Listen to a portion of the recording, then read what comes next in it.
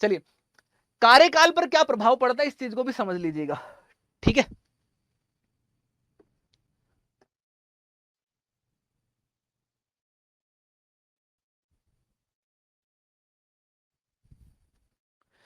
तो इसको देखिए, जब राष्ट्रीय आपातकाल की उद्घोषणा लागू हो तब लोकसभा का कार्यकाल इसके सामान्य कार्यकाल 5 वर्ष से आगे संसद द्वारा विधि बनाकर एक समय में 1 वर्ष के लिए कितने भी समय तक बढ़ाया जा सकता है, ठीक है। यानी कि लोकसभा का कार्यकाल बढ़ा सकते हो आप, एक बार में 1 वर्ष के लिए बढ़ा सकते हो, ठीक है। कानून बना करके इस तरीके से कर सकते हैं बार बार, लेकिन 1 वर्ष के बाद आपको फिर से उस चीज को देखना पड़ेगा, ठीक है। अब ये तब तक है जब तक कि राष्ट्रीय आपातकाल लागू है। मान लेते हैं कि एक आपातकाल लागू हुआ 19, अभी ले लेते हैं कि 2020 में आपातकाल लागू हुआ और ये 2020 से 2028 तक चला आ रहा है, ठीक है, चल ही रहा है। अब इस दौरान लोकसभा का कार्यकाल मान लेते हैं कि 2025 में खत्म हो गया, तो एक एक साल कर करके एक एक साल करके एक एक साल करके इसको 2028, जब तक राष्ट्रीय आपातकाल चल रहा है तब तक लागू किया जा सकता है, बढ़ाया जा सकता है। लेकिन अगर राष्ट्रीय आपातकाल समाप्त हो गया तो समाप्त होने के बाद 6 महीने से ज्यादा आपका कार्यकाल नहीं हो सकता, 6 महीने के अंदर अंदर आपको इलेक्शन करवाने पड़ेंगे, के बाद 6 माह से ज्यादा नहीं हो सकता, ताकि नई सरकार आ सके, नए लोग आ सके, या नई सरकार नहीं तो यही सरकार भी आना चाहती तो जनादेश लेकर गए, जनता का वो लेकर गए, जैसे कि पहले हुआ था 5वीं जो लोकसभा थी 1971 से 1977, ठीक है। तो कार्यकाल तो जो उसका कार्यकाल था वो 2 बार बढ़ाया गया, ठीक है, एक एक साल करके उसका कार्यकाल को 2 बार जो है बढ़ाया गया, ठीक, इंदिरा गांधी के दौरान में था। तो इसी प्रकार राष्ट्रीय आपात के समय संसद किसी राज्य विधानसभा का कार्यकाल, ठीक है, उसको भी प्रत्येक बार 1 वर्ष के लिए कितने भी समय तक बढ़ा सकती है, जो कि आपातकाल की समाप्ति इसकी अधिकतम 6 माह तक ही रह सकता है। सेम प्रोविजन राज्यों के लिए भी है, ठीक है, जिस तरीके से केंद्र में है वैसा ही same ditto as it is provision आपको राज्यों के लिए भी देखने को मिलेगा, ठीक। 5 साल से ज्यादा आप एक एक साल करके बढ़ा सकते हैं, कितनी भी बार बढ़ा सकते हैं, लेकिन अगर आपातकाल खत्म हो गया तो 6 महीने से ज्यादा तक नहीं रहेगा, ये हो गया, ठीक है। चलिए अब अगले पर चलते हैं, ये तो हो गया।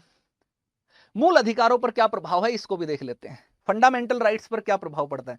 तो फंडामेंटल राइट्स पर जो प्रभाव है उसके लिए 2 आर्टिकल काम करते हैं, एक अनुच्छेद 358 और एक 359, कि भाई राष्ट्रीय आपातकाल में मूल अधिकारों पर क्या प्रभाव पड़ेगा।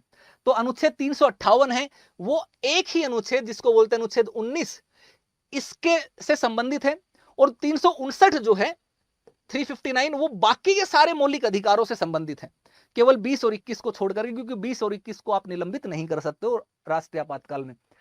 आर्टिकल 358 क्या कहता है उसको हम समझ लेते हैं, ठीक है। अनुच्छेद 358 ये कहता है जब राष्ट्रीय आपात की उद्घोषणा की जाती है तो अनुच्छेद 19 द्वारा प्रदत्त 6 मूल अधिकार स्वतः ही निलंबित हो जाते हैं, ठीक है। आपके पास आर्टिकल 19 में अभिव्यक्ति के अधिकार के अंतर्गत बहुत सारे अधिकार है ना, 6 अधिकार, तो उन अधिकारों की समाप्ति जो है वो ऑटोमेटिकली हो जाएगी जैसे ही राष्ट्रीय आपातकाल लागू होगा, ये आर्टिकल 358 में लिखा है। लेकिन इसने 2 चीजों की प्रावधान की है, इन्होंने कहा है एक तो अगर राष्ट्रीय आपातकाल की उद्घोषणा की है उसके लिए कोई अलग से आदेश निकालने की जरूरत नहीं है कि भाई मौलिक अधिकारों का निलंबन किया जा रहा है, जैसे ही राष्ट्रीय आपातकाल लागू होगा तो देश हित में आर्टिकल 19 अपने आप ऑटोमेटिकली सस्पेंड हो जाएगा, ठीक है, ये चीज ध्यान रखना। अब इसके साथ साथ एक और ध्यान रखना कि इन सब का कार्य जो है, इन सब की काम जो है, इसमें आपको एक चीज समझनी है कि आप चुनौती नहीं दे सकते ऐसे किसी भी कानून को उस दौरान, राष्ट्रीय आपातकाल के दौरान कोई भी कानून बनाया जाता है जो आर्टिकल 19 का वोलेशन करता है, अनुच्छेद 19 का उल्लंघन करता है, तो आप उसको न्यायालय में जाकर के चुनौती नहीं दे सकते कि भैया ये कानून जो है आर्टिकल 19 का उल्लंघन कर रहा है, क्योंकि उस समय आर्टिकल 19 सस्पेंड हो जाता है, ऑटोमेटिकली सस्पेंड करने के लिए कानून बनाए सकते हैं, ठीक है। अब एक और चीज ध्यान रखना, जैसे ही राष्ट्रीय आपातकाल खत्म होगा उसके खत्म होते ही ऑटोमेटिकली अपने आप आर्टिकल 19 पुनर्जीवित हो जाता है, ठीक है, और दोबारा से प्रभाव में आ जाता है। आपने एक बार देखा होगा जल कई सारी मछलियों के बारे में देखना, कई मछलियां ऐसी हैं जो जैसे तालाब के अंदर होती हैं, तालाब का पानी जैसे जैसे सूखने पानी रहता है तब तक तो उसमें रहती है, जब तक पानी सूखने लगता है, बिल्कुल सूखने लगता है, तो उनको पता चल जाता है कि अरे सूख रहा है, तो वो क्या करते हैं जमीन के अंदर चली जाती हैं, ठीक है, जमीन के अंदर जाकर के अपने आपको एक कवच टाइप में वो डाल लेती हैं। ठीक, एकदम ऐसे लगता है जैसे हाइबरनेशन में चले गए, जैसे सुप्त अवस्था में चले गए, सो गए। लेकिन जैसे ही देखना थोड़े टाइम बाद जैसे तालाब में पानी आएगा, भरने लगेगा, तो वो खुद ही आप वापस निकल करके जमीन से उस तालाब में आ जाती है ना। तो ये सारी की सारी चीजें होती हैं।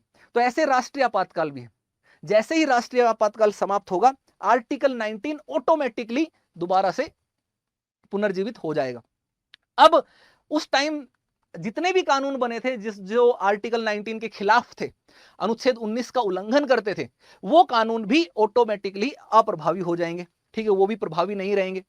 अब एक और चीज ध्यान रखना है कि आपातकाल, राष्ट्रीय आपातकाल को लेकर के भी ये दो चीजों में भेद करता है। दो चीजों में भेद क्या करता है? ये कहता है कि बाहरी, ठीक है,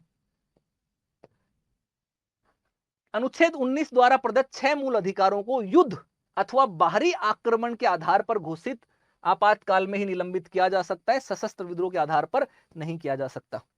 यानी कि अगर आंतरिक आधार पर गड़बड़ी हुई है ना, तो उस आधार पर नहीं किया जा सकता मेरे दोस्त।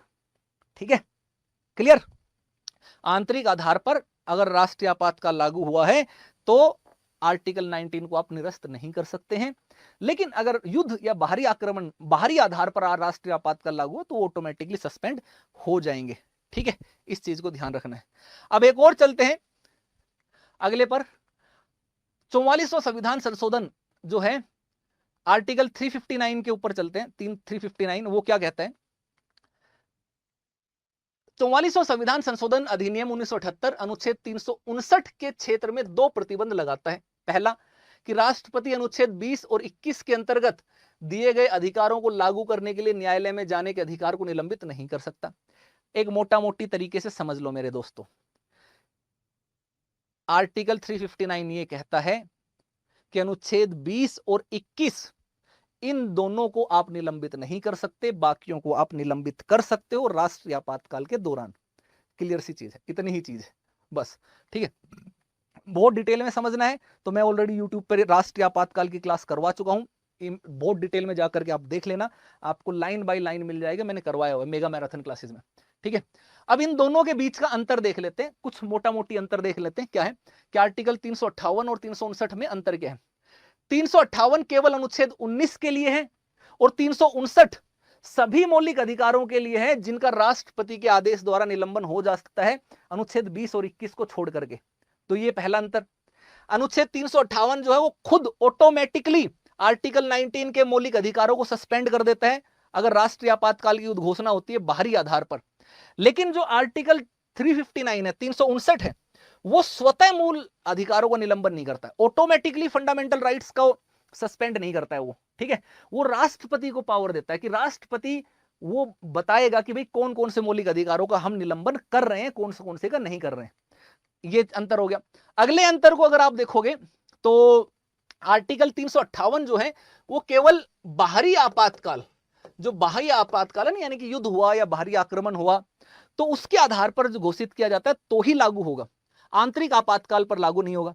लेकिन 359 जो है आंतरिक और बाहरी दोनों उस पर लागू होता है। ठीक है, आंतरिक और बाहरी दोनों प्रकार के आपातकाल पर लागू होता है। तो ये मोटा मोटे अंतर था। अब तक कौन कौन सी घोषणाएं की गई हैं ऐसी? तो अगर सबसे पहली घोषणा करें तो 1962 में हुई, फिर 1971 में हुई, फिर 1975 में हुई। ठीक है, ये तीन युद्ध, इन तीनों में दो जो है वो बाहरी आधार पर थी और एक जो है वो आंतरिक आधार पर थी। 1962 में भारत चीन युद्ध हुआ तब घोषित की गई, तो वो घोषणा लंबे समय चल ही रही थी, तभी भारत पाकिस्तान युद्ध भी हो गया 1965 में। तो नए सिरे से राष्ट्रीय आपातकाल लागू नहीं करना पड़ा, वही चलता रहा। 1971 में बांग्लादेश की आजादी के लिए भारत पाकिस्तान का जो संघर्ष हुआ, युद्ध हुआ, उसमें हमने फिर राष्ट्रीय आपातकाल लागू किया बाहरी आधार पर।